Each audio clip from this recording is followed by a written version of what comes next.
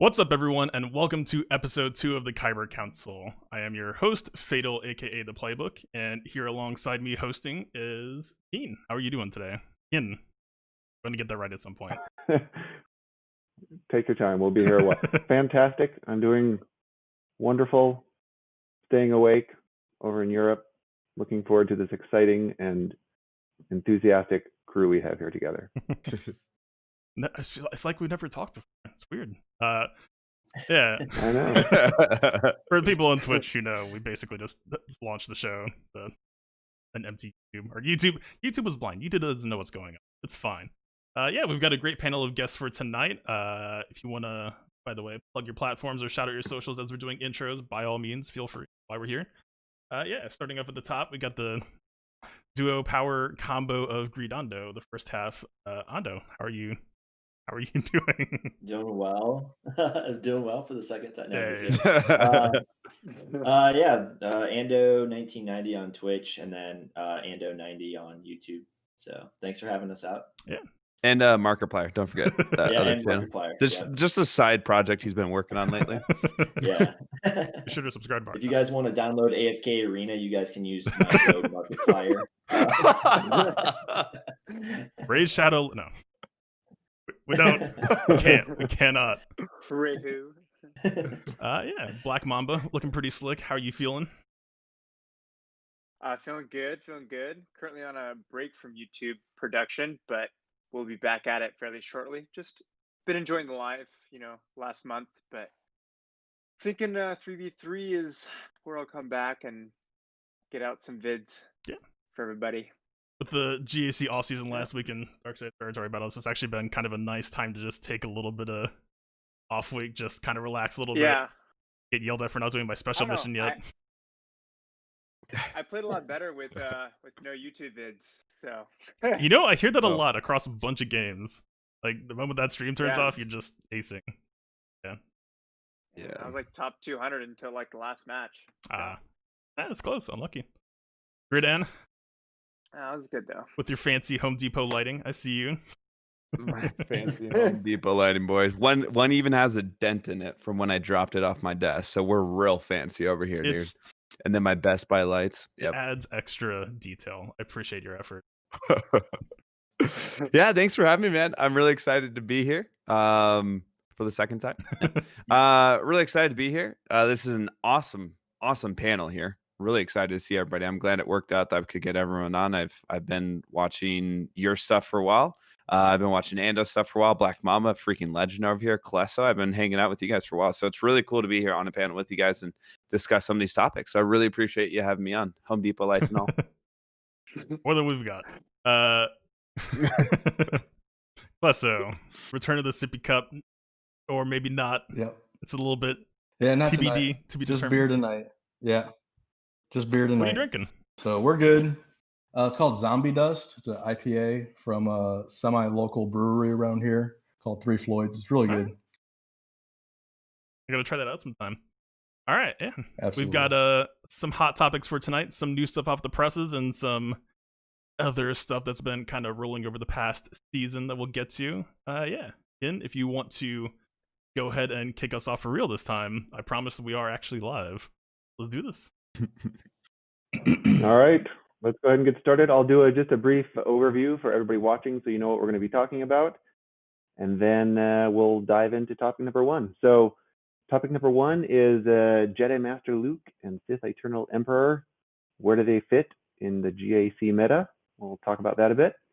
Topic number 2 is the approach to GAC of max points or just trying to win, maybe more on defense, and how that changes over the course of GAC. Topic number 3 is the strategy of 3v3 versus 5v5. How do people approach it differently? Offense, defense, points, whatever. And the last topic is IG-11 with a little baby in a basket and Kuill. So we'll see what people think about those guys, if they fit in the top 11 or 22 teams or the top 7 and 14 teams. We'll see who thinks what. So let's go ahead and dive into number 1, JML versus SEE. Where do they fit in the meta? Offense, defense, what's best, what works best. I'll start here in reverse order. If Klesso, you want to give your thoughts first, and then we'll start chatting. So for a 3v3 in this GAC, where they fit? Is that what the question is exactly? Up to you. Yeah, we can talk about 3v3. You Yeah. can say 5v5. Let's do 3v3 since that's what's most pertinent in the next couple of days. We're kind of talking earlier. I haven't done enough testing really to know exactly how I'm going to split up. I've got JML. I don't have SEE yet. But I'm thinking about using that in case Supreme Leader Kylo, and then using Supreme Leader Kylo for either Ray or SEE. But then if they have both of those, then I'm not sure how to beat both of them, because I mean JML is not going to beat SEE. So I don't know exactly what we're going to be doing yet. I'm really not sure yet how we're going to do it. Yeah, the thing with SEE especially is there's not many people who have, at least streamers or content creators, who have him and have been showing tests with him or doing videos on, especially with his alt. So I think for a lot of people in the first week, it's going to be a save SLK, because that's I've got pretty much one the guy only thing. I've got one guy in my shard, and we're talking about doing some testing. We just haven't gotten around to it. Now we're kind of burning daylight with 3v3 fast approaching. But I hope to get some, try to get some non-GL counters going, but I'm not sure what all is going to work yet or not. There is one Yeah, Sith it's Eternal tough. Emperor in my shard, and I asked him, like, hey, when are you going to put that team up? And he's like, never until he gets buffed. Like, his arena rank had just started Right. tanking so bad when he put him up. But here's the other thing. Who do you even put with him right now in 3v3? Malik. Malik? I just love putting, Darth Revan, Basila, and Malik. That, in my opinion, that's still one of the best 3v3 combos there is, even with Galactic Legends. Yep. I'm gonna have a hard time splitting them up. So I wanted to chime in here. I have Sith Eternal Emperor Nice. and with the Ultimate. And the Sith trio with Set is actually what I'm finding the best. Doesn't matter any Jedi Knight, Luke, Jedi Knight, Revan, Jedi Master, Luke, lead with Watt, without Watt. I just press auto and win with all 5 living. And it's really good because when you use Darth Revan or Basila or Malik, they actually apply fear, and it doesn't charge your ultimate because you need them to take turns. So that's what I'm noticing. I don't know, just my 2 cents. But and that leaves, you could put Malik with Rey. I mean, this is talking 5v5, but then that leaves you with Darth Revan, Malik, and BSF on its own team, and then you could do Scion and Nihilus or Scion and Traya in a different team. So yeah, I was I was talking to Gom about this, good old Maurice. And I mean they're in a totally different, I don't even know if league would be the right word for it, but just I mean, I have a 5.9, almost 6 mil GP account. They're in 8 million GP. They got everything, relics, both Galactic Legends already, ultimates, all that shebang. And so I'm like, I just defer to you guys. Like, what are we doing here? And Gom and Azrael, if you know him, he used to be an Instinct, whatnot. They were saying that like the way that they've been encountering these Galactic Legends so far, especially Jedi Master Luke, Az was able to beat a Jedi Master Luke team on GAC, this last one, with a Chupio team and got 60 banners. He undermanned it even. Yep. And so a lot, like what they're saying is like they're just not defense teams at the moment. Like I mean, you're not going to be. I mean, hey, it's still a Galactic Legend. It's still on defense. Like it's not going to be the worst thing in the world. But I would imagine the value of specifically Jedi Master Luke would be in taking on an SLKR team on defense and getting your good banners against that, because that's a difficult team to. There are teams that nail it very well, but you might lose some banners, and it feels like Jedi Master Luke would be a very safe, good amount of banners to take on SLKR on defense. So that's kind of where I'm leaning towards it. And then same thing with Sith Eternal Emperor. Until they get buffed, or something sort of changes or makes its way more to the public knowledge, I feel like they're just such good offensive teams and just a little dicey on defense at the moment with how their ultimates work. I don't know if it's the right play, honestly, for defense. No, I agree, because like C can solo gas for 64 banners. Yeah, I mean, and that's huge. So massive. a team that Yeah. normally you get, if you're feeling good, you're getting your 50 to 55 banners, you might lose a couple people, or if you really nail it, you might get your 58-ish. But to be like, yeah, here we go, 64 banners against gas. Oh yeah. Oh yeah. Mhm. I feel like you can't really pass that up personally for maybe getting 60 banners, maybe getting a hold type of thing on defense. So that's where I'm at with them for sure. There was this past season one thing that I was actually pretty happy about. I had an opponent who A, liked posting his WAD on defense, but B, just didn't have his CLS up to snuff yet. So I just posted Bastel lead WAD with JML, like the whole, the timeout cheese, and I just posted like complete extra junk I wasn't going to use with it. And like as a punish, like if you scout the right opponent or like they're gonna post stuff that's gonna open it up, you can basically just take a free automatic win. Like it's never gonna hold twice, but it was basically just a free auto hold. They're actually they could have maybe I have some ideas for what they could have done, like with like a Vader Thrawn, Vader lead, you just fracture and build up dots, but like that's on them to figure out, right? So unless they get creative, if they aren't bringing the right stuff, you can get some good results there. Yeah. That's actually, I think, what'll be interesting to see some offensive modded JMLs under Bast with Hermit Yoda in 3s, Yeah. because that's a little complicated even for the DR cheese against them. It's going to be. I agree in general that the new GLs, if you don't have, especially if you don't have four, well, not many people have 4 GLs. It's usually better to save them for offense. I don't think any of either the 2 new GLs do really great on defense unless you have another sort of GL to try and force a certain counter out before they get to the other one in the back wall. Because then you can sort of try and force out an SLK or a DR or whatever. Yeah. But so, if you could plan that right, I mean, you could definitely play those cards right. But if you have JML and someone just use your CLS against it, I mean, if CLS beats JML, my CLS is normally just to like kind of kill a bounty hunter squad or a random just whatever squad. Like it's a very versatile team. I don't need it to hard counter a specific team. And so if they're like, oh, here's JML, I'll be like, okay, well, here's my CLS and let's be whatever else you got. And then you just almost wasted a GL on defense. So yeah, true. It'll be interesting to see what people come up with, though. This community is just, you guys are crazy when it comes to theorycraft. And I'll tell you what, Mamba, you're all over that too, man. It's just like you guys are nuts when it comes to some of these theorycraft teams. And you're just like, what? Okay. Then you rock it and you're like, sweet. That went great. So it'll be interesting to see the more we're playing with it. And it'll be interesting to see, because as far as I know, and someone correct me though, have the developers said anything about the new Galactic Legends, like Ultimate or kits in general? Have they said Nope. anything about addressing it, looking at it? Nothing? Okay.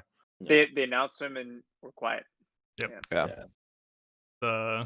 So, I mean, it took them a while. Well, it didn't take them that long to buff SLKR that first time, right? Was it? I actually don't remember. I think it was like They buffed him. 6. They buffed him twice, right? Yeah. They buffed him Yeah. twice. The first time was when people started coming out with Gas and Echo, and they're like, "Look at this. This is easy." And then what else? There was something else that caused the other one too. It was like, wasn't it 5s? Yeah. 5. Yeah, 5. Yeah. Which was just hilarious because it's still kind of like that too now. It still kind of is, dude. It's so bad. Yeah. But yeah, I don't know. Like like there's people that like we've talked about the ultimates. Like I feel like a lot, like within like certain circles that I'm in, and it's just like we're at the point where it's like I feel like it's like when people talk about R7, like Relic 7, right? Like everyone obviously would want to have a Relic 7, everyone, right? Because like everyone's initial reaction is like, hey, have you seen like Canderous, right? He's sick at R7. And it's like, yeah, I mean, but everyone is good at R7, right? Like it's just varying degrees. Like, is it worth the GP that you're adding for him or whatever? And that's or taking those how resources from someone else. Yeah, exactly.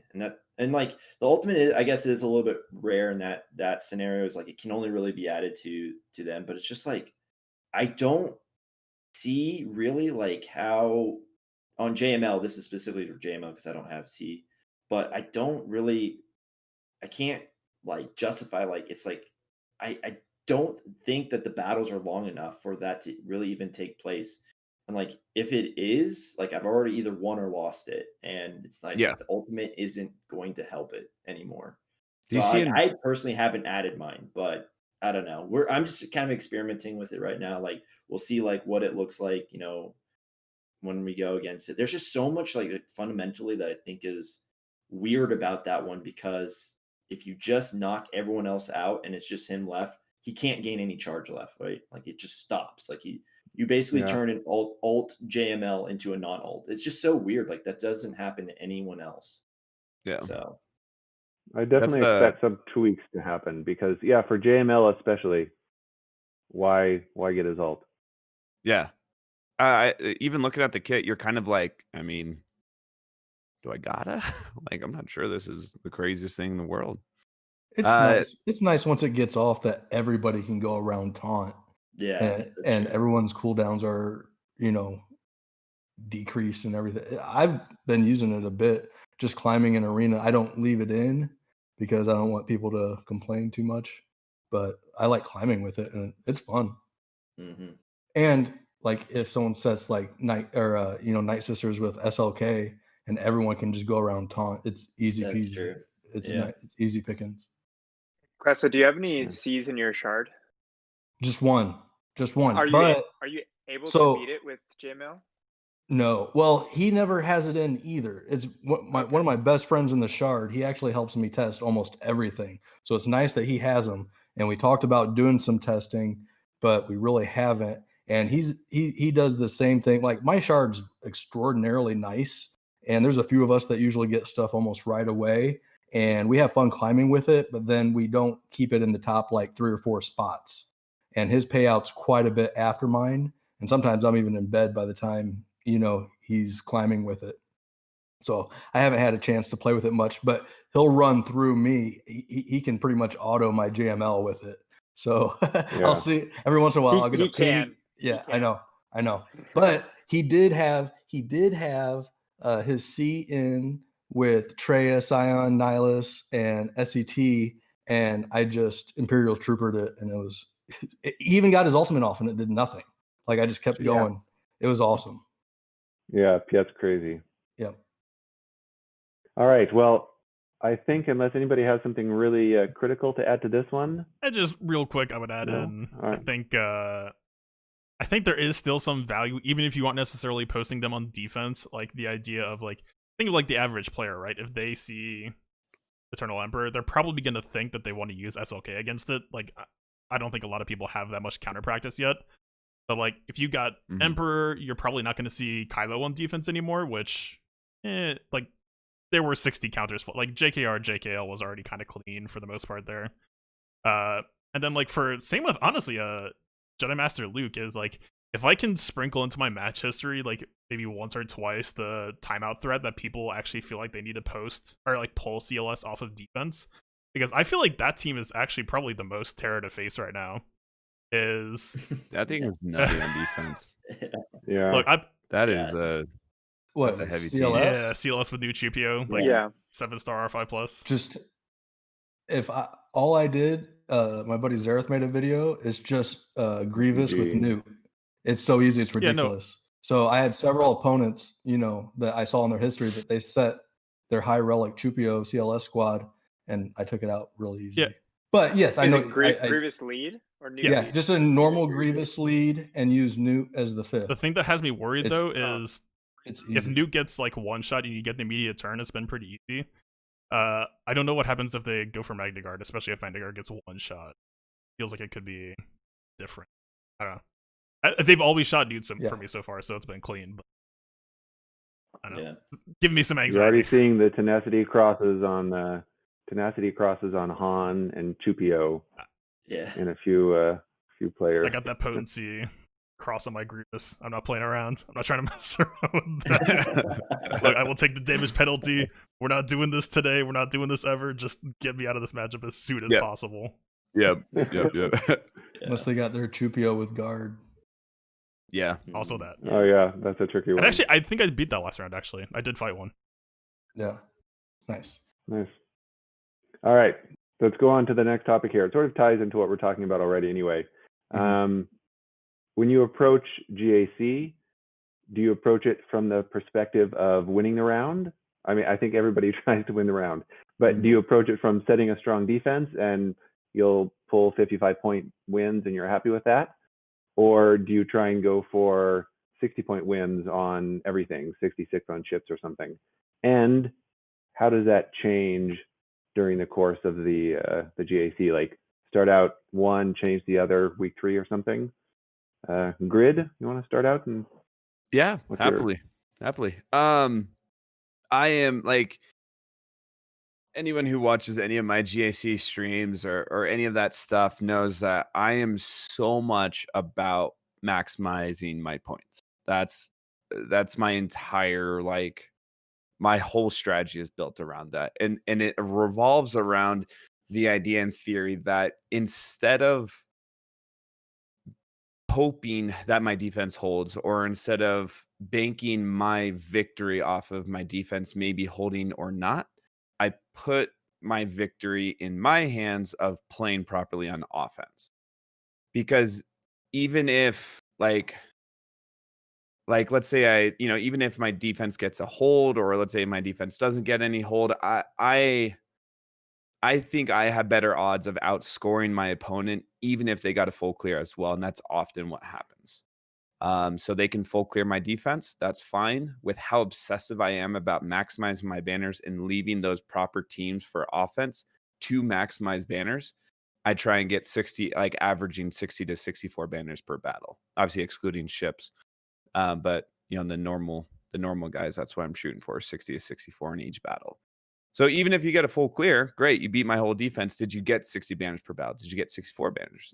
Whatever it is. So I just feel more confident putting that sort of in my own hands. So I'm all about trying to maximize my points. What team lets me beat a crew team, lets me beat a Grievous team, lets me beat X team with maximum banners, and then I just hope to outscore them. So I've been very much about that from the very beginning, because I got sick of not being able to clear because I put too many things on defense, then they cleared it anyways, or whatever it was. I was like, forget it. I'm just going all out on offense. Have fun beating my Gear 12 bounty hunters or whatever it is on defense. I don't care. I'm going to clear everything that you got, and I'm going to get maximum banners and hopefully outscore you. It rarely happens that we both get full clears and I lose on banners. Sometimes I get stuck on teams. That's a different conversation, but I rarely get outscored, outbannered. If you play the efficiency game right too, you can. I've dropped a match and you can still win just on sheer efficiency. If they're dropping like 33s or 53s to 55s, like it's the way to go. Yeah. So I mean, if you take into consideration like who your opponent is and what they're putting on defense, like I mean, I save my SLKR and I get 64 banners on Grievous. That saves, a Padme or Jedi Knight Revan then to take on any other team. And then I can easily get 60 to 63 banners with them as well. You got JTR versus crew. You easily get your 60 to 62 banners there. You save your my General Skywalker to get, I mean, it's not normally the safest or the best banners, but I can easily get like her 55 to 58-ish against Darth Revan and Drog squads. Like, you just bank on keeping that, and then depending on where you're at, sometimes you still get the Old Republics, and you can use a Xylo. You get 64 banners there as well, and so that's I just plan on that. It gets rid of kind of the fingers crossed my team holds on defense, rather than they held, cool, now this is definitely a win, type of thing. Do you ever change like later on in GAC once you have the Kyber assured to try and test out new teams, or you're yes. Yes, if I got a Kyber assured, then I have fun with it. I'll just open up a stream and I'll be like, guys, what should we put on defense? Let's have some fun here. And that's when like all Hans on deck show up. That's when the full Wookiee squad show up. That's when Ewoks show up. You just have fun with it. You play whatever and you just put stuff on defense. So that's more like meme-ish. But sometimes when if I want to exclude some of the memes, I will try and be like, let's play around with a theory team here. Let's see. You know, I'm safe. I got my Kyber. Let's see if this team actually does or doesn't hold. And that's actually how I discovered this Poggle team this last GAC. I was kind of just like, let's see if this holds or not. And it tripped up from the battle that I put it in, or the GAC that I put it in. It got 2 to 4 holds from when I put it in. So I was like, oh, cool. Nice. So I'm planning on putting that guy back on defense. Nice. Yeah, one thing that I found interesting too, what Fatal mentioned earlier, is you see sometimes people that in the last 1 or 2 weeks of their GAC will, for people when they know they're going to play somebody who's going to check their GAC history, you can sort of put in strange teams in your GAC. So if they check back 1 or 2 weeks, they don't see the same thing you're going to place on defense the beginning of the next week of GAC. Does anybody else do that, or that's just too obsessive? Mike, I'll defer to you guys on that one. Yeah, I just talked a lot. So for me, like I played probably more the Slugfest, if as you will, as it's put. Like I started with the efficiency thing, and then it's just like it kind of occurred to me, like as I watched, Classoa and all the Gambit guys, Zareth who's in chat, and all those dudes, like it just sort of occurred to me, and like it always kind of occurred to me as like whenever I'm done with a match, like with those efficiency, I was like, dude, I still have so much left. Like it's kind of crazy. And so now is like, and that's been a change, I think, over the past year. Like there's way more teams that can be involved in things. And so a lot of times I'll place like really hard defenses in order to try to kind of test the player. Like it's like, hey, like I want you to use your GL counter on this, like, and I want to see if like you can actually, if your execution is right. So it's sort of like a little like showmanship. Like it's like like a lot of times guys will do the same thing for me. Now where that varies is like me and Fatal were matched up, and it's like I know he's a good player, right? Like I know that this guy is good. So now I have to like either keep a little bit more for offense because I think he's gonna go harder on defense, and I want to at least get a full clear, or I have to try to manipulate my teams to stopping some of the things that I see like he's using on a consistent basis. But again, like it's more like I know he's a good player. He's probably going to figure something else out, but let's just try something, to stop. And yeah, like for me, what I do is I like to set a little bit lighter defenses on week 1, and then week 2 and 3 is like where I come out and kind of like be like, okay, yeah, like the whole FU defense, like that's where I come in and try to just like stop. And it's actually hilarious. Like it's kind of mean, but like it's pretty funny whenever a guy can only clear a zone, and it's just like, holy crap! Like, and then it's fun. So that's my approach to it, I suppose. Yeah, I think it's one of the things that I find very useful in the beginning week is like to play a bit more offensive heavy to sort of to get my feet under me, because oftentimes if I play through a whole 4 weeks, I'll lose whatever. Let's say I lose like 1 or 2 fights on average for each week. But if you look at the entire week, I lose 5 of them in the first week, and then the other weeks I lose 1 or 2 maybe for each week. Mm-hmm. So I've changed that a little bit. So now I give myself a little bit more leeway in the beginning to try and make sure I still remember, especially after 3s, to go back to 5s, what those things are. Or the first week of 3s is going to be a mess. Yeah. Big mess. Yeah, first week of 3s is always like 40 attempted battles. Like it's just like, all right, well, that didn't work. Yeah, things that did no longer do. Yeah. Like, it's just an Asajj lead. You're good. 7 battles later. Okay. Voodoo Spirit Yeah, has so much definitely. power. Well, let's just move. Yeah. Let's just move on to the next topic, which is exactly this 3v3 versus 5v5 strategy. And how does it change, like going from one to the other? I know that personally, I test a lot more in 5v5s, even if I have an intent to test in 3v3s. So the beginning, like we're talking about, is just a disaster. It doesn't work out very well. Maybe Mamba, you have some thoughts? You said you're excited earlier about going in the threes here. What's your strategy?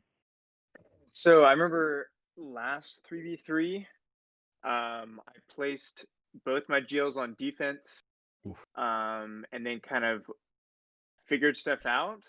What's your And I GP? think 6.1.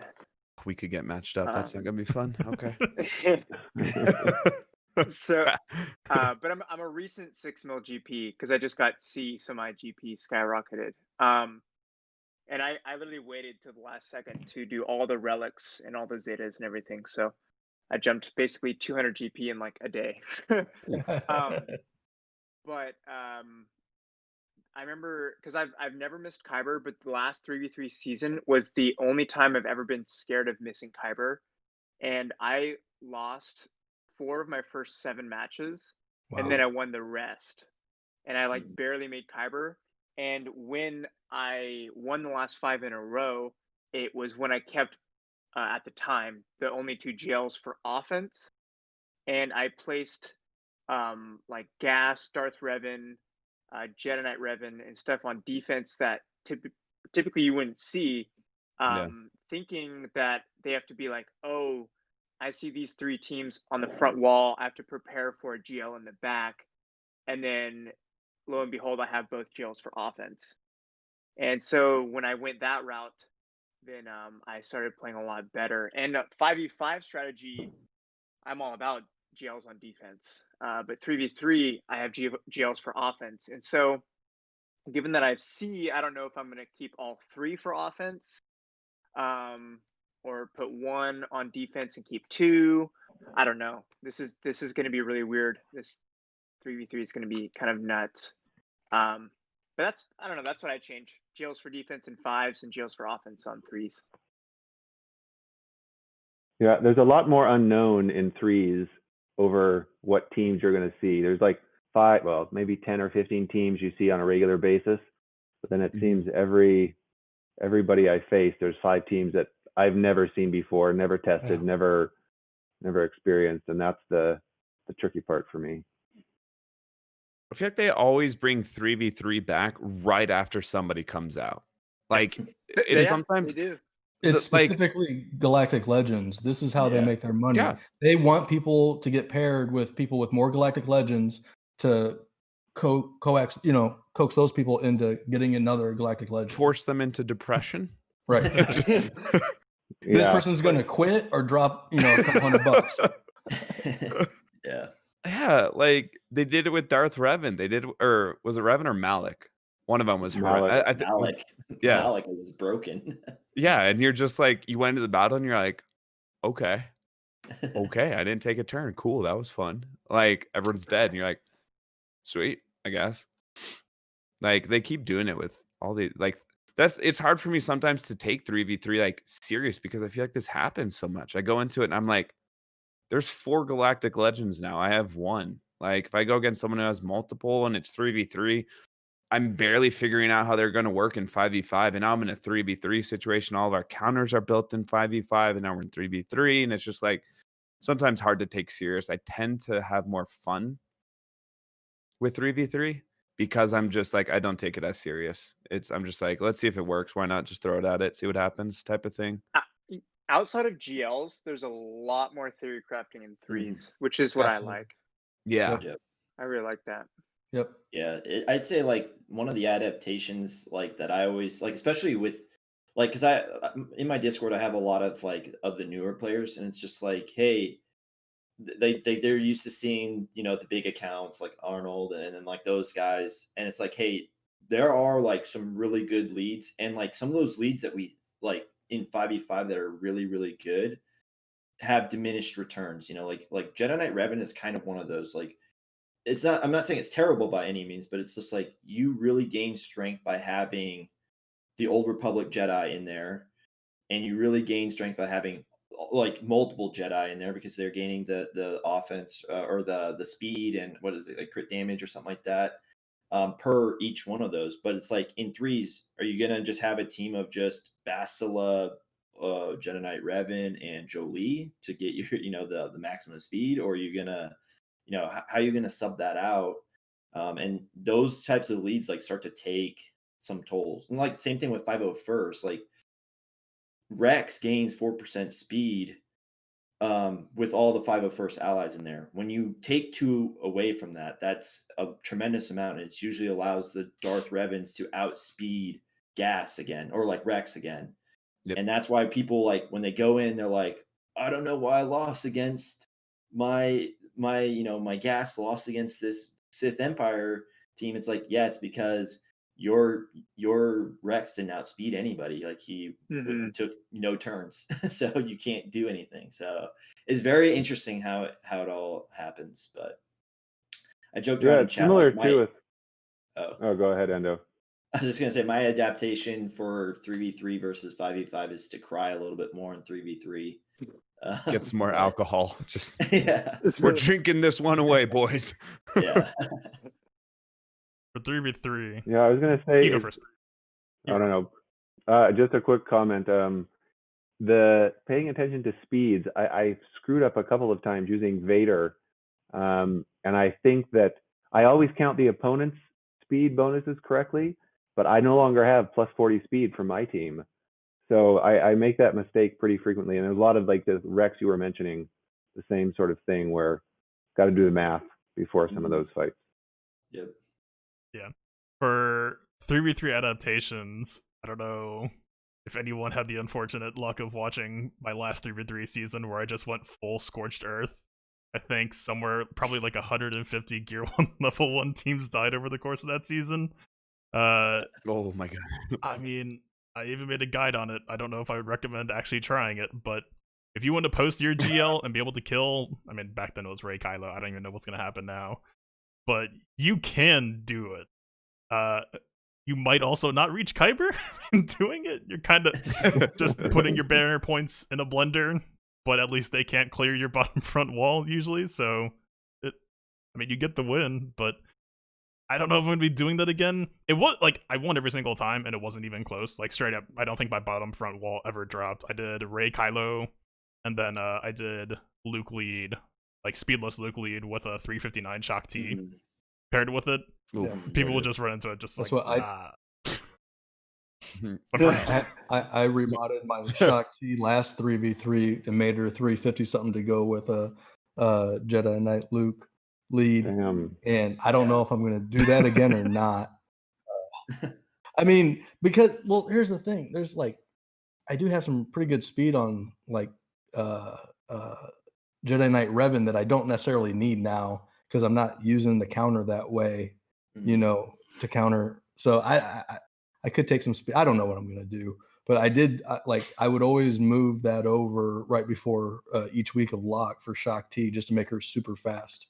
But I haven't decided if I'm going to do that again or not this season.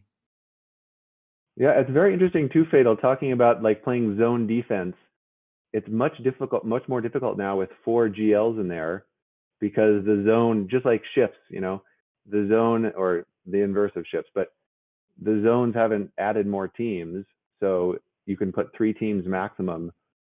And I like to play that method of defense as well, or at least in terms of forcing certain counters per zone and then trying to punish them in the back. And that's much more difficult now for people who play strong offense. It's tough to figure out. Yeah. I mean, 3v3, what's less demand? A lot less demand. Like, what's stopping you really from just posting Bastila Luke Watt? Like, because CLS, you don't have the 5-piece anymore. I don't think that's going to work. Right. No. Yep. You don't even need Watt though, because Luke will taunt automatically under Bast. Well, that's why it's for the Bastila Elite protection regen. There's like a weird, I don't know if it's intended or not, but the shield regens with Watt Tech. So that's the timeout effect, which CLS beats it, so it wasn't really. But 3v3, like, if you have a good Nihilus, maybe. If you have like good Triumvirate. Does that Darth Revan Bastila Watt trick team work against that team or no? I'm not sure actually. Yeah. I saw people using those 3 against a full JML team. Yeah, I mean, when it's already working in 3v5, wouldn't it necessarily That's what I'm working 3v3? Right. I just wasn't sure if that was for that Basti lead or whether it was other leads that was working on. It works against the Basti lead as well, but you have to have a little bit of offense. Like I don't think an R3 DR, even though you'd be able to get into sort of the loop and they wouldn't take a lot of turns, the shield tech from Watt would just give JML so much protection. I don't know that you could actually kill him in threes unless you had an, I don't know, R5, R6 with some decent offense on him. Gotcha. Might actually rebound for 3v3. I want to test this week. This is going to be extremely stupid. Sounds entertaining to watch. Oh, maybe not from my angle. They're just going to be on defense, but I would love to see opposing POV. There's going to be some rage, man. I mean, whatever. You could do it in 2 battles. Yeah. All right. Well, let's try and keep this under an hour like we intend. Let's move on to even with our sort of delayed start, thanks to YouTube. Let's move on to the last topic here. IG-11 and Kuill. Are they going to be part of the, well, some people here may not have, I think most people here certainly don't understand the kits entirely, myself included. So there's a lot of non-experts and we don't know their stats, which plays a huge role, as Fatal and many others say many times. So this is really theory crafting or theory guessing, I would say. But are they going to play a role in the GAC meta or not? Who wants to start? I say yes, but I'll let somebody else go first. Fatal? Yeah, I'll hop in. I've probably spent time like going over the kits and trying to theory craft. I get some serious Karth vibes here. I say this with no intended flame to the faction. I actually still think that there is some pretty cool stuff here, a lot to like. But if people remember Karth, and when Karth came out, and there was some hype around Karth in GAC as well, it's just in SWGH there's so many good tools, like proactive tools for an attacker. And I'm specifically, I guess, talking about the team on defense right now. Is the Scoundrels, and you can kind of wrap Karth into Scoundrels too, right? He's like 3 out of 4, 4 out of 5. They're just such a passive faction where, like, literally, I think almost every other team in the game has a game plan, like an opener. Like, even Ewoks, right? Like Ewoks, you've got the Tomb Raider train with Paplu over to Elder, then you get the TM train rolling, and like, there's a play pattern there. Like, with all of the theory crafted Scoundrel teams that I've seen so far, you're just kind of there. Like, you're like, there's some really cool synergies and stuff like that with like L3 and IG could be a really, really interesting, double tank power combo. But unless IG-11 has like some really, really nice counterattacks, I think it's perfect that you mentioned not knowing stats yet. I think IG is gonna live or die by how good that basic attack is. Because if it's good, then it opens up T3. If it's bad, then maybe he requires T3. Like, we've got a lot of. He's basically. Shout out to Prime Force. We basically have a better Gar Saxon here in some respects, or a more accessible too. Anyone's better than Gar, though. Lobot, we'll talk. No, no, right? It's like we have so much of that focus on this character, and like AoE Tenacity Down is an amazing tool. Don't probably plug and play him in some teams just based off of that. But yeah, I'm skeptical is what I'm gonna say. I like teams with a good game plan. I like teams that get out of the gate and try to take control of the match. If you're not doing that, then you need a really good control or late game or something that you're working towards. And I don't see either of them. So, not to say the characters are bad. I just don't know how they're gonna stick in GAC. Fair enough. I'll give my perspective really quickly and then see what anybody else wants to add in. I think they're not a defensive team. I agree with you 100% there. I think on offense, specifically IG-11 and Kuill together are sort of like maybe not like Han and Chewie, because Han and Chewie really need to be with Rebels most of the time. Kira works well with them too. But the two of them together, I think, especially with other droids, you have a huge amount of durability, control, and something that no other team has besides the Tenacity Down in the beginning of turn cleanse all the droids. Like that is, it's almost like a Mon Mothma, but theoretically you have the potential to hit a lot harder. So that's sort of how I see it playing on offense, along with the resurrection and stuff like that. So we'll see when the characters come out. And yeah, what's funny is, I haven't done a ton of research on them, but no one's talking about how like cool they're going to be with Mando and Cara Dune and Grief. Like that's already, it almost seems like a foregone conclusion that that's not a team. The 5 of them. Everyone's thinking, oh, what's it going to do with T3? What's it going to do with IG-88? What's it going to do with all these other scoundrels like Nest and Chupio, or not Chupio, but Han and Chewie, and so it's, and who knows. Basically, I feel like you might see them just like on a team that already kind of exists, and it like gives that team a pretty good buff. But I don't know which team that is yet. Right. I feel the same. I guess slight spoilers for Mandalorian season 1. We're not going to talk about 2, but I guess if you're sensitive to that or haven't caught up yet, you have plenty of time, chop, but also, right? I mean, we've already gotten pretty much direct confirmation. They said we're in the Mandalorian era. They said an event's coming. You look at a lot of the kits and a lot of what isn't in the game yet, and if you've watched the show and know what the Mandalorian has been able to do, and you look at like Quill's kit and some of the buffs and debuffs he's working with, I think specifically debuffs, like they're teeing up probably for a new Mandalorian that's going to make a lot of this make more sense. I hate making that point now because I feel like that's such like an easy default cop out of like, yeah, we just need this other character that's going to make everything make sense. And it's like, well, yeah, like we can make another character that makes Karth make sense too. Like that can always happen, but it's more just a question of if. But in this case, we already know something else is coming. I think just based on existing event formats, I think it's also kind of safe to assume it's going to be a journey, just because they don't have a specific faction. Legendaries tend to be faction tied. I think we're probably getting Beskar Mando. I think that's probably going to make Quill's debuffs, Jockin, make more sense because has done those as well. So, yep, probably kit related. Yeah, makes sense. I think when it comes to any new characters when they're coming out, there's always going to be a moment when I think that they'll have their moment in GAC defense, just like Karth in the Old Republic there. It's because it's a new team. There's new kits, there's new mechanics. You're not sure what's going on. So you put it on defense and someone goes up against it and they're not sure what to do and they lose. That tends to happen the first, maybe season or two, maybe. And then you're kind of like, okay, I can just use this team and then we're good. I could see that happening, but I think they got strong potential to fill a lot of spots to make those scoundrels and droids be really obnoxious. Scoundrels are already kind of obnoxious, and you basically get 2 L3s in there, kind of. But some extra bonuses in there. You throw Vandor Chewie for some revives as well. If you put Kuill in there, it's going to be even more crazy underneath like a Kira lead, or you throw in all of those assists with already what's happening in a CLS squad with all those assists. IG-11 could be interesting to see how he interacts with all those stat sharing. And I know you were talking about this as well, so I'd defer to you on that one as well, because that was your point originally.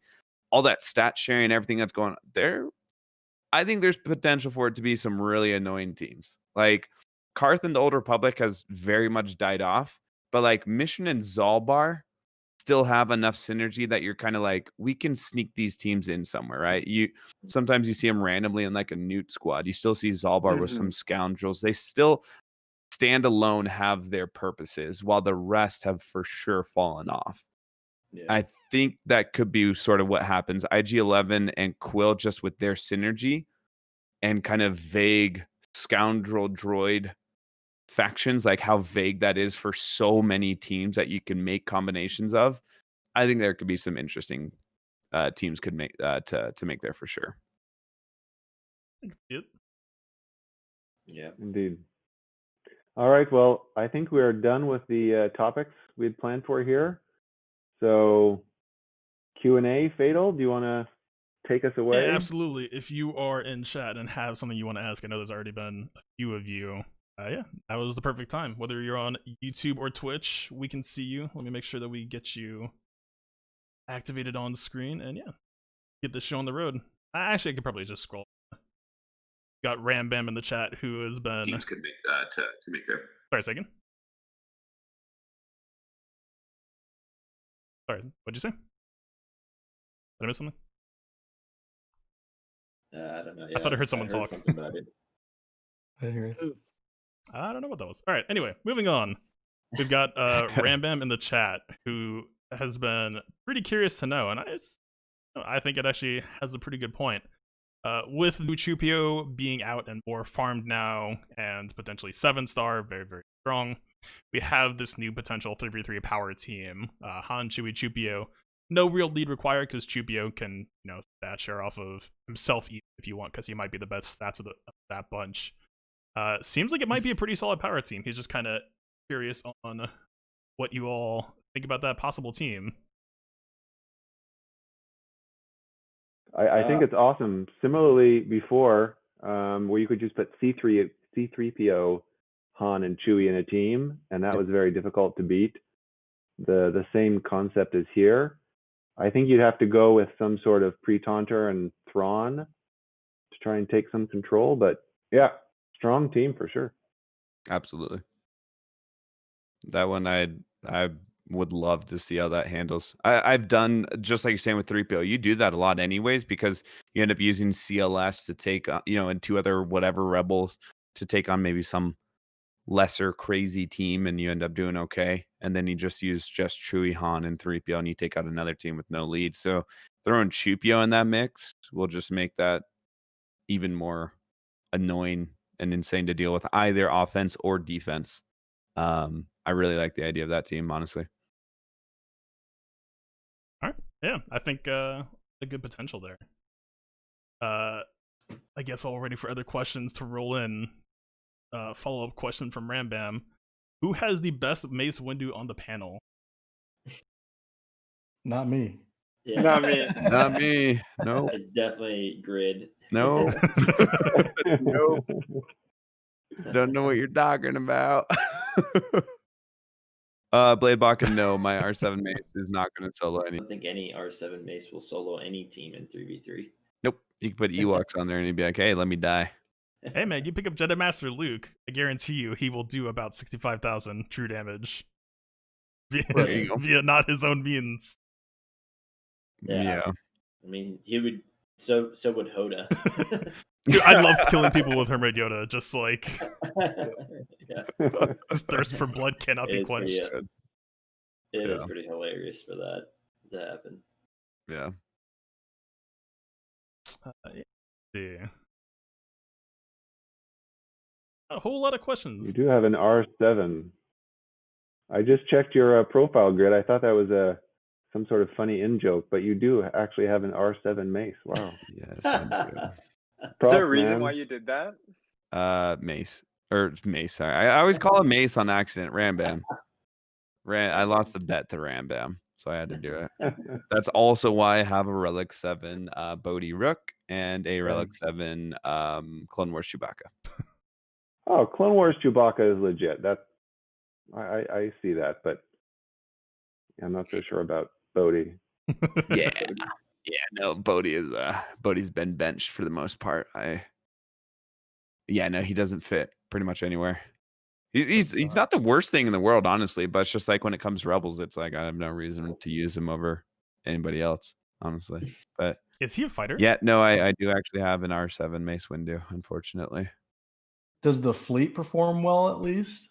I've seen scenarios where the fleet on defense actually, if you put the right team with them, it can trip up some, it's not going to be your A squad, but it might be an okay B squad on defense. Is Bodhi a pilot? No, Mace. No, Mace. Mace capital ship. No. I saw Endal post something with Mace. He did beating. I don't know if it was I don't remember the video, but it actually did decently well. I was. You have to take anything Endal does with a grain of salt, because just because he can do it doesn't mean you can do it. You know what I mean? For sure.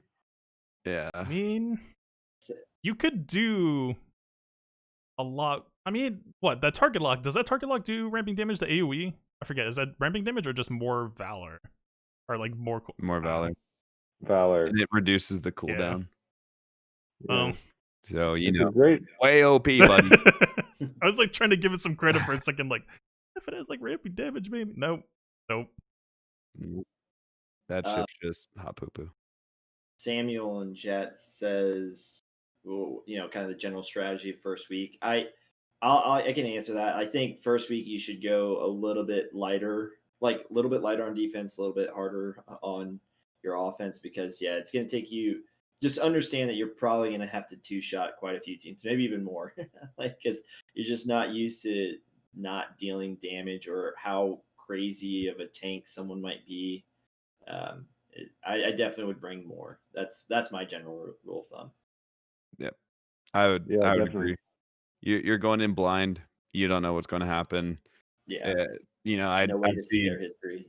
Yeah, you're just kind of like play around with it. Throw like weird. So there's 2 accidental team compositions that I ran into because I was just like, this would be funny.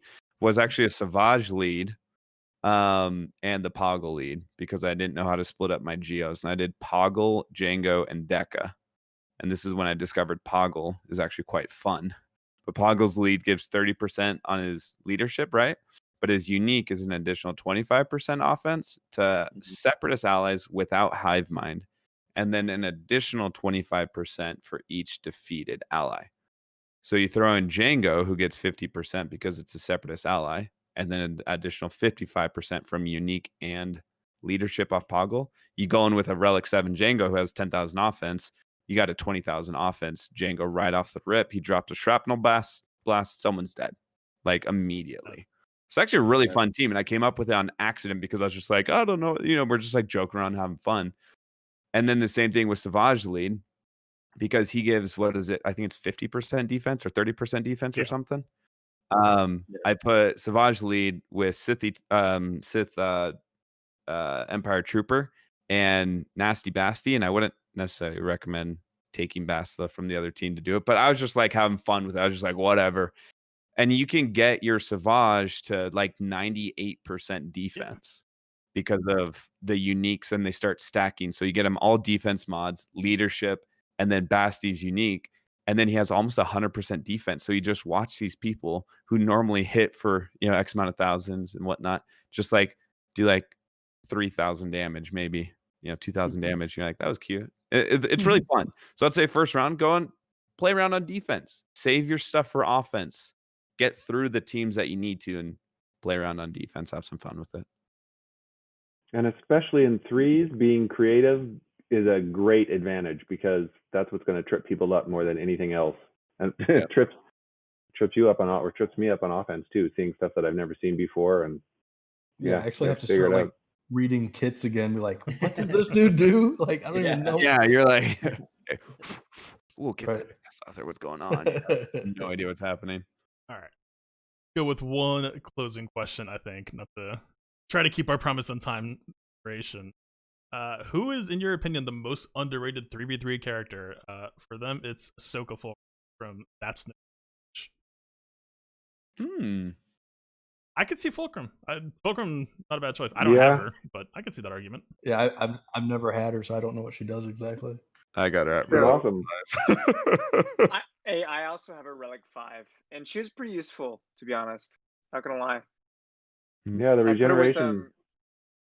I put her with Bastila, like regular Bastila, and then I gave the buffs to somebody else, and then Fulcrum gets all those buffs, so all 3 of them have all 3 buffs.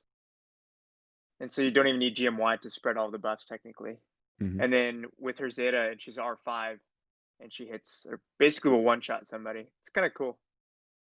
Nice. A character that I find underrated, but I'm not saying is great, is Zeb with a Zeta. One of those Phoenix gear loving characters. If you give him offense mods, he will often one-shot somebody with his whatever his special is. He can be under Hera, which is sort of weird, or under some other rebel leaders such as Lando. Now that a lot of people have Lando Relic, I've had some really. I've only put him on defense, like not only, but 80% of the time on defense, and he's gotten some good holds and is really, really strong on offense. But I was gonna say I like Nest for 3v3s. In 5v5, I put Nest on defense almost 100% of the time, but in 3v3, I keep her for offense because inevitably they're gonna set 2 or 3 teams that you can probably nest solo. So it's been kind of fun saving her for offense for 3v3. You know who I think is really underrated is Sith Assassin, especially on offense. You could take her with Trey, you could take her with Palpatine, and she has really high base speed. Even with C, I mean, who knows? But she's really fast, and then if she goes first, she gives your entire team first turn, and in 3v3, if you all 3 of your characters go first, you could easily just take over at the get-go. Yeah. And she hits under under protection too, right? When Correct. She's She's my personal nest killer. She massacres nest. Yep. For me, I'd say like I think like I don't know if you would necessarily consider underrated, but like I think she's a little bit underrated is Daka because her basic has this chance of stunning 66% of your team. It's just kind of dumb. Like you just sit there under a stun and you're like, wow, that was my damage dealer, my support guy. So now my tank is the only thing that's not, or whatever, stunned. And like, I mean, she gets, her survivability increases over time, like the revive, like it's just like Night Sisters just kind of take like a really nasty turn in 3s, like it seems like. So yeah, I've committed to you can try to split up like Asajj and Taliesin separately. I kind of just braced it of just like I'm just gonna put all the power characters into one Turbo NS team. And weirdly enough, that team doesn't get as many holds as the Leftovers that has like an unmodded Talia. Yep.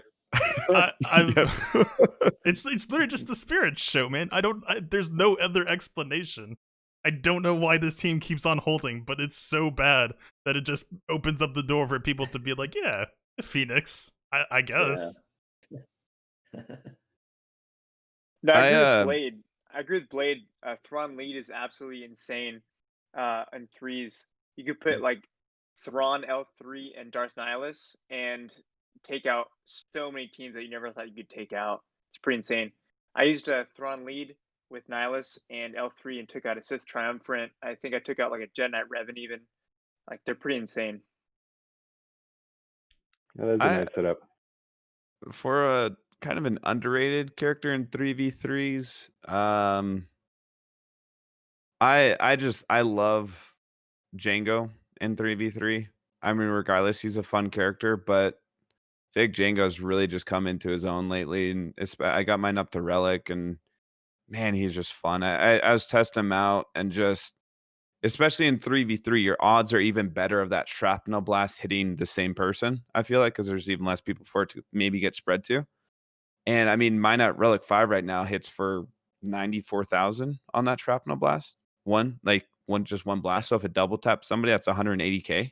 Not many people are surviving that, it's something that'll catch you off guard. Like if he goes Django lead or whatever it is, if he goes first and then just boom, shrapnel blast and someone's dead, you're just like, oh, okay, well, there's that. Someone's already dead. Now it's a 2v3 and he can revive constantly. You got the Zetas, no one's reviving. It's just really, really fun character. Really awesome character. I don't know if I could necessarily say he's underrated. I feel like most people understand that he's a pretty solid character. But I feel like he does even better in those 3v3s. I've caught a lot of people off guard. One of the weirdest teams that stuck with me for a long time that I lost to was it was Django lead with Boba and Watt. I'm not saying take your Watt and put it with the 2 Fets, but that was a weird team. That was like, what's gonna happen here? Some got the health tech, somebody got the weapons tech, and I just couldn't kill people. And they just I killed one, and then they're just freaking revived, and they'd kill somebody, and they got Mandalorian or the what's it called, the Bounty Hunters Resolve, I think. That's it, the Bounty Hunters Resolve back. And I was just like, I can't kill these people. And like, fun little team, just fun little team. So I think they're pretty awesome. One that I did last 3v3 was Aura Singh lead with Mando and Grief. Oh, that's right. Yes, because you can get your contracts so fast, especially against those timeout teams. You just or disintegrate people with Mandalorian real fast. It's nice. Aura Singh's one that I'll dust off, since the last time we did 3v3s. Yeah. Or fun little characters. I think the big one for me has actually been OG Finn. mostly just for his lead. Honestly, you put him with the resistance heroes, and they are my Yeah. my ride or die time to snipe a kill squad. They have never failed. It's always been extremely quickly. You come in with the resistance heroes being damage modded, which you don't usually get to do in this meta and past metas. That's 60% offense, man. You will be shocked at like, oh, Ray's just dead already. Like she's halfway to ult. We're already just done. All right. Yeah. What do you guys think of OG Finn with the 2 vets? I've been using that in a The 2 Good. I like it. Yeah. Those 2 vets are annoying. They basically get 4 turns in a row. Like regardless, they're stealing banners. Maybe they won't hold, but they're stealing banners. All they got to do. It can be a very inefficient win. Yeah. Yeah. Be kind of an interesting team. Yeah. All right. I guess we want to wrap things up. I know we had a lot more questions towards the end there. I'll put out a call for questions earlier next time so we make sure we get them in sooner. But yeah, I guess that's a good time as any to wrap up. We're close to the hour mark. Close. That's all that matters. Yeah. Absolutely. Good enough. Good enough. All right. Yeah, absolutely. Thanks everyone for coming along. Again, if we want to plug your platforms, shout out your socials, not your security numbers, or maybe do. I don't know. Live your life. Yeah. I guess let's start up at the top this time. Kin, are you still pretending that you don't make shows, or have you accepted the truth? Do you have anything to plug, sir? Yes, you guys can go over and check out every week during GAC. I do with Skilltrix. I do a sort of point out people's little mistakes they could have done to make a few more banners in individual GAC fights or things that went awesome. Besides that, I watch a lot of GAC videos, so I'm looking forward to this upcoming 3v3 season. All right, stuff. Ando, where can people find you? Yeah, Ando1990 on Twitch. I stream pretty much like it's Wednesday, Fridays, and Sundays. For that, like all my GAC matches, and then I usually upload as long as it's an interesting match, I usually upload it up to YouTube, and that'll be at Ando90 on YouTube. So, but yeah, thanks for coming out, or thanks for inviting me, guys. Absolutely. Mamba, where can people find you at? Black Mamba on YouTube. Typically, you'll have to do Black Mamba SWGOH at the end of it if you're gonna search it. If you search up Black Mamba, you're not gonna find me typically. So add that at the end. I took a month break, but we'll see how this 3v3 goes. I'll probably start uploading soon. Awesome. Gridan, where can people find you at? I'm on both Twitch and YouTube, Grin WWL.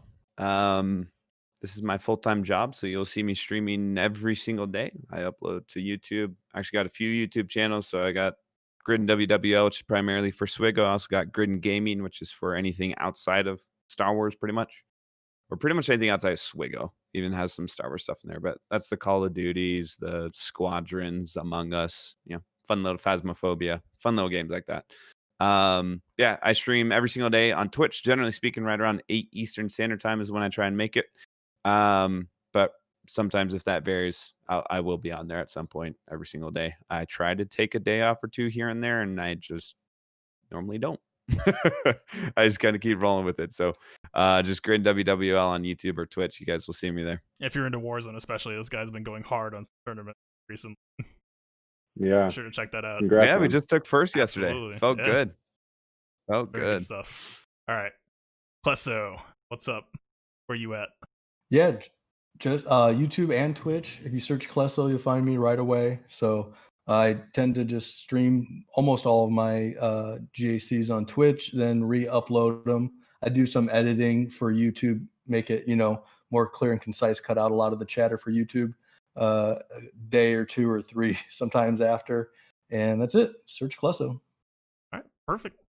And yeah, I guess for me personally, watching on one of the platforms, and you probably already know where I'm at, but I am on YouTube and Twitch now as of recently. Twitch.tv/the PI book. It's an I instead of an L. Look, Twitch has a lot of names taken. Rough. It looks like the playbook when you see it. It's all that matters, right? Yeah, we've got Lightside Territory Battles 101 got kicked off. I've got a couple of videos for that should be done within the next week. All about team comp building. It's surprisingly a lot of people are actually kind of curious about LSTB now, so hoping to continue fighting that fight. Yeah, and then the rest of that we'll be doing GAC streaming. I promise not to murder as many Tier 1 level 1 teams, at least on stream this time, so you won't have to that. Alright, yeah, anyway. Thank you everyone for coming out. Thank you everyone for watching, sitting in the chat. There's been a lot of you. Apologies if I did not get to your question this time, but we will more than gladly get to you next time. Let's Gar Saxon kills. Look, Prime Force, you asked for this. You want to see the man. This is what he's good at. He dies. This, like, look, we'll work on it. We'll work on it. What is he good at? Dying. All right. He's got that down pat. All right. Thanks again, everyone, and yeah, have a good rest of your November. Peace out. We'll see you.